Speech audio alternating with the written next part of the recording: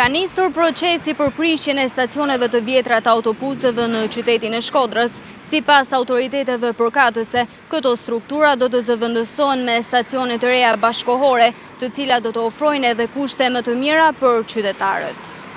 Ka nisur procesi i prishjes së stacioneve të vjetra të autobuseve në disa zona të Shkodrës. Aksioni vjen në kuadër të nismës për lirimin e hapësirave publike dhe synon të përmirësojë infrastrukturën e transportit urban.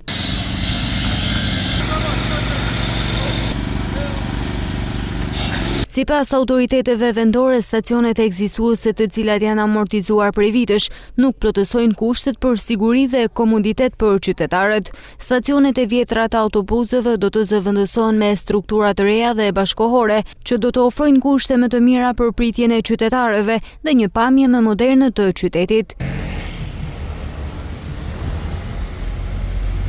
Punimet do të zhvillohen me faza në disa zona të Shkodrës. Në përfundim të projektit, pritet që transporti publik të ofrojë kushte më të mira pritjeje dhe që hapësirat urbane të jenë më të sistemuara dhe të aksesueshme për të gjithë qytetarët.